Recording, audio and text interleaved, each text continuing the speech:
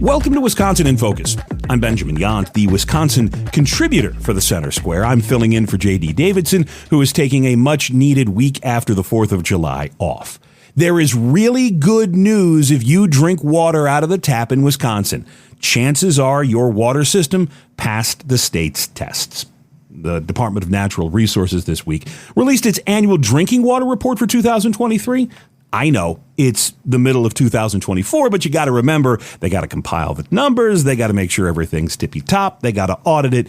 It takes state government a little bit. So this is the 2023 report.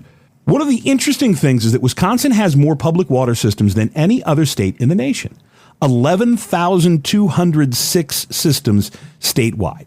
The report says more than 99% of Wisconsin's public water systems provided that they met all health-based maximum contaminant level standards for regulated contaminants. Only 70 systems experienced MCL exceedances.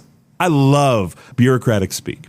70 out of over 11,000 public water systems had a problem. And the good news is that when that problem was discovered, people were told, the problem was addressed, and they figured out what was wrong. As the DNR put it, it's very lawyerly speak. Just because someone had an exceedance problem didn't mean that there was anybody who suffered any health-related issues. There are no reports of anybody getting sick from drinking tap water here in Wisconsin. No, my tap water does not taste the best. It certainly doesn't make me sick.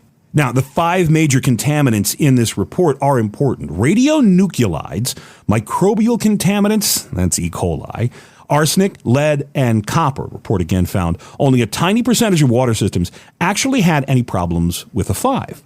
The reason those 5 are noteworthy is because those 5 do not include PFAS chemicals, the so-called forever chemicals that are becoming a major focus for Wisconsin, as well as many other states across the country. These chemicals are found in everything from the wrappers for your cheeseburger from the drive-in to firefighting foam. If you're not sure, just go to our website, thecentersquare.com, take a look for the PFAS lawsuits and the PFAS legislation and the PFAS stare down. PFAS was not included in this report because, well, in 2023, the state of Wisconsin didn't have any standards to test for. That's going to change. So in 2024, we will actually get some indication as to just how prevalent PFAS is. The expectation, again, since we've written about this, is you will have some communities with very high PFAS levels. Most of those communities will be near where this firefighting foam is made, Johnson Controls, up north, or near airports. Again, one of the biggest sources for PFAS contamination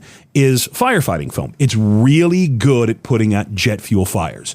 And so when fire departments or the National Guard test, train, prepare, or God forbid have to use, then you're going to end up with a lot of this foam washing into the water and washing downstate, and those communities will have an awful lot of that in their water supply. That'll be next year's. The numbers in this are actually really impressive because out of all of the cases, just 2 of them ended up going to a court. Only 1 of them ended with a judgment or a settlement from the Justice Department here in the state or a judgment from a judge. About 1,600, 1,700 water systems were put on notice.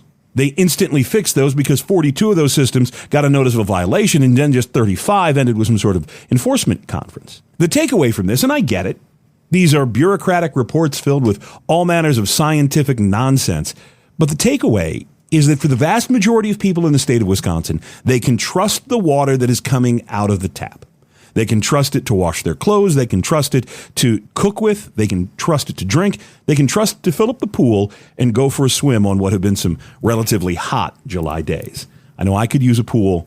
They're a pain in the butt 365 days a year, but man, for a handful of those 365, they are worth every penny you pay. Thank you so much for listening. I'm Benjamin Yount. You can find out more on this story. Read the report yourself over at our website, thecentersquare.com. And as always, thanks for listening. And please don't forget to subscribe.